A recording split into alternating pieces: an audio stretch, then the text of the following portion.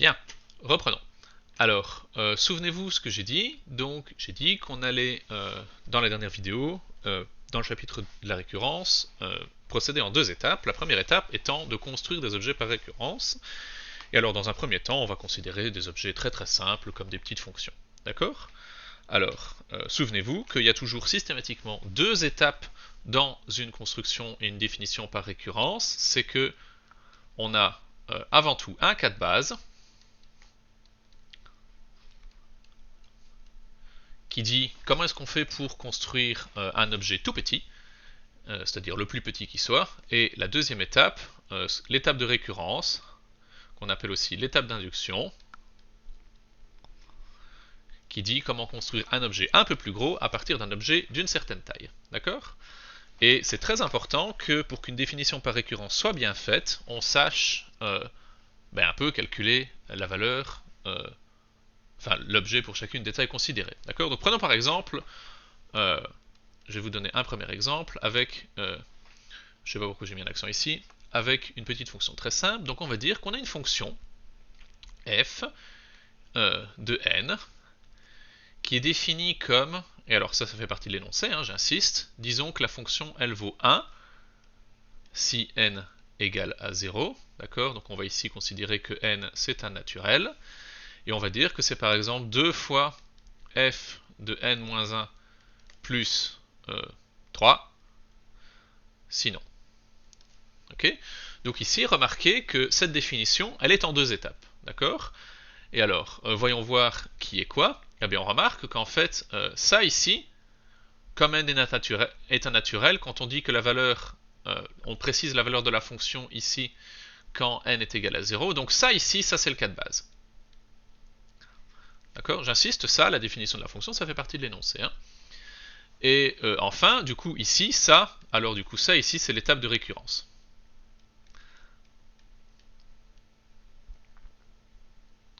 Ok? Alors, vous savez quoi? Ce qu'on va essayer de faire, c'est de voir du coup qu'est-ce que c'est que cette fonction et comment est-ce qu'on la construit. Vous allez voir, c'est pas trop compliqué, j'insiste, il suffit simplement de suivre les instructions. Donc nous on a n naturel, ok, ça c'est quelque chose qui est important, ça aurait même dû pour le bien être précisé avant. Donc je vais commencer par me dire, ok, les naturels, il y en a tout plein, je vais commencer par le plus petit et voir quelle est ma définition de f. Donc on a f de 0, c'est égal à quoi? Je regarde les instructions. Donc là on voit qu'on a explicitement dit que si n est égal à 0, en fait la fonction ça vaut 1. D'accord? Donc du coup f de 0 ici c'est égal à 1 par définition. Ok, ça c'est le cas de base. Bon, ok, super, ça nous fait une belle jambe. Eh bien avançons, que vaut du coup f de 1? F de 1, est-ce que n est égal à 0? Non. Du coup, c'est pas ça qu'il faut prendre. Donc on dit c'est 2 fois f de n-1 plus 3 sinon. Donc c'est 2 fois f de n, n ici c'était 1, d'accord? Donc je rappelle ici, donc ça ici c'est mon petit n. F de 1 moins 1 plus 3, du coup, c'est-à-dire que c'est égal à 2 fois f de 0 plus 3, d'accord? Et alors l'avantage, c'est qu'ici, on a que f de 0, on l'a calculé, f de 0 c'est 1, d'accord? Donc là, ici, f de 0, je vais aller le choper de cet endroit-là, et alors du coup, on a que c'est égal à 2 fois 1 plus 3, c'est-à-dire 2 plus 3, c'est-à-dire 5. D'accord? Donc ici, on remarque qu'avec la définition, on a que f de 1, en fait, c'est égal à 5. Bon, ok. Eh bien, continuons un petit peu, calculons-en d'autres. D'accord? Alors, allons-y pour f de 2. F de 2, c'est égal à combien? Alors, regardons la définition. Donc ça, ici, c'est n. D'accord? Le paramètre ici, ça c'est n dans la définition. D'accord? C'est le truc qui se trouve ici, tout simplement. Alors, est-ce que n est égal à 0? Non, puisque nous, n vaut 2. Donc ça veut dire qu'il ne faut pas prendre cette partie-ci. D'accord? Allons-y. Donc f de 2, c'est égal à 2 fois f de n-1. N c'était 2, donc là on a 2 moins 1 plus 3. D'accord? Je suis simplement les instructions, je ne me creuse pas la tête. Du coup, c'est égal à 2 fois f de 1 plus 3. Et là, encore une fois, ce qui est chouette, c'est que f de 1, en fait, on l'a défini ici. Et on sait que f de 1, c'est égal à 5. Okay? Donc le f de 1 qui était là, je vais le remplacer par 5, tout simplement. D'accord? Donc ça, du coup, c'est égal à 2 fois 5 plus 3, c'est-à-dire exactement 13. Ok? Et on peut construire comme ça tout un tas de valeurs de la fonction. Alors, on peut en particulier, essayons d'en faire une pas tout à la suite, essayons de voir ce que c'est que f de 5. D'accord? En supposant que je n'ai pas calculé les précédentes, f de 1, f de 2, etc. Ok? Voyons voir comment est-ce qu'on se débrouille quand on doit calculer quelque chose comme ça en chaîne. Ok? Alors, f de 5, si on regarde ça, bon, 5 c'est pas 0, donc on est encore une fois pas dans ce cas-là. Donc c'est 2 fois f de 5 moins 1, c'est-à-dire 4, plus 3. Et je ne sais pas ce que c'est que f de 4, c'est ballot. D'accord? Donc c'est égal à 2 fois f de 4. Alors 4, c'est encore une fois pas 0, donc on ne prend pas ce cas-là.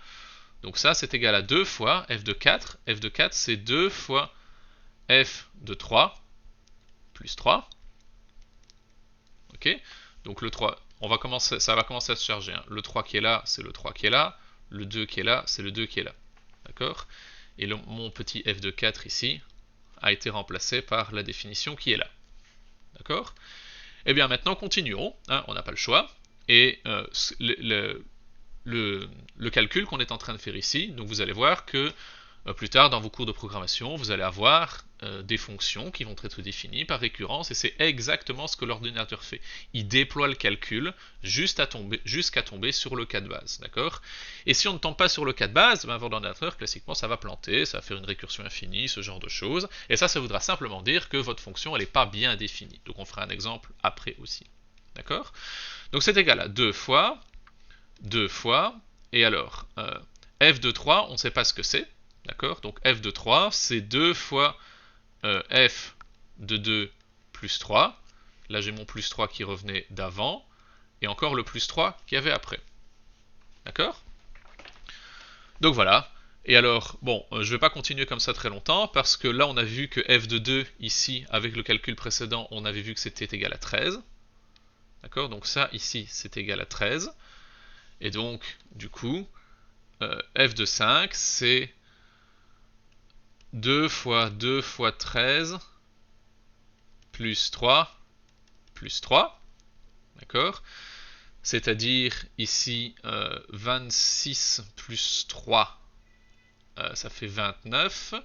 29 fois 2, ça fait 60 moins 2, ça fait 58. 58 plus 3, ça fait 61. D'accord?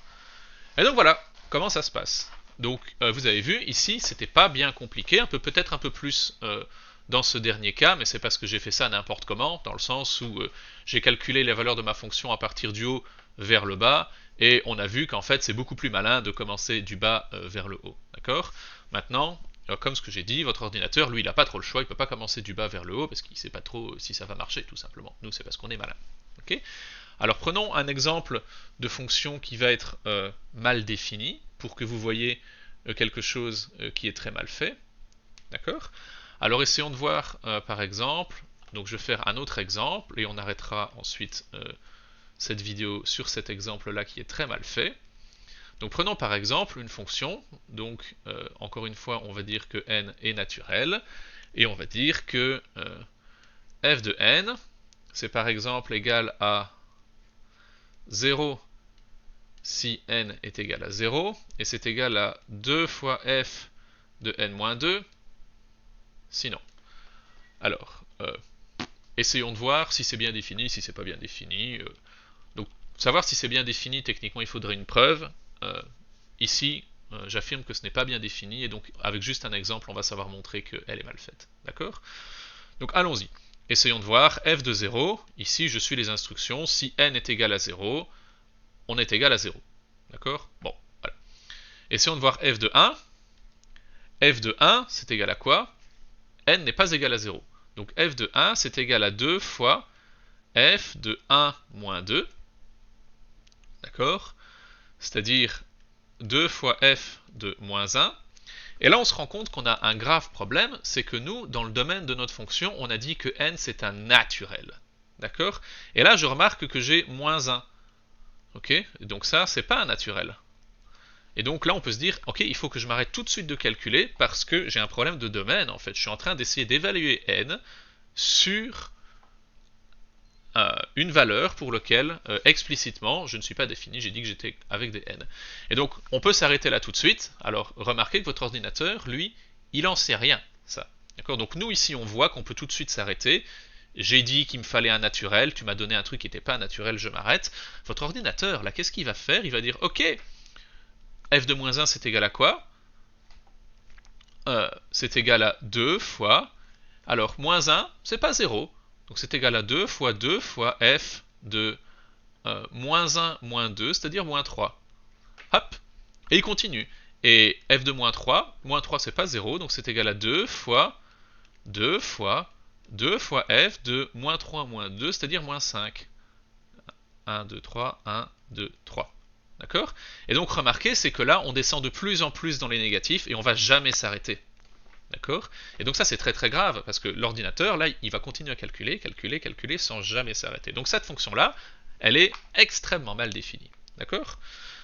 Donc voilà ce que je voulais vous dire pour ce premier exemple et cette première introduction sur les constructions par récurrence. Donc remarquez, en fait, au départ, donc c'est très important qu'on ait premièrement un cas de base. Okay? Et deuxièmement, une étape de récurrence. Okay? Comme ici ce qu'on avait là, et exactement également comme l'exemple de fonction mal construite. Okay? Et c'est pas parce qu'on a un cas de base et une étape de récurrence que notre fonction elle est bien définie. Regardez par ici, ça ne marche pas. Okay? Et classiquement, une fonction qui est bien définie, pour simplifier pour le moment, on va simplement dire qu'on sait la calculer sur n'importe quelle valeur du paramètre étant donné le domaine qui est là. D'accord? Donc là, comme j'ai dit, n est un naturel, je dois être capable de la calculer sur 0, 1, 2, 3, n'importe quel nombre entier naturel. D'accord? Donc voilà, donc pour simplifier, on va dire que c'est ce que ça veut dire dans un premier temps une fonction par récurrence bien définie. Et remarquez que pour calculer les valeurs, en fait, il suffit simplement de suivre les instructions. D'accord? Donc somme toute, c'est pas très complexe. Alors ici, j'ai fourni un exemple avec des fonctions qui sont très simples, d'accord? Où j'ai dit, ok, les objets définis par récurrence, ce sont des fonctions, elles sont relativement faciles. Alors on pourrait avoir des fonctions aussi complexes que ce qu'on veut, de la même manière, on pourrait également avoir d'autres objets que des fonctions définies par récurrence. Donc on pourrait définir des ensembles par récurrence, des propriétés par récurrence, on peut définir des graphes par récurrence, etc. etc., etc. Ce que je vous propose de faire dans une autre vidéo. Donc voilà, je propose qu'on s'arrête là et on se retrouve dans la vidéo suivante. Allez, salut!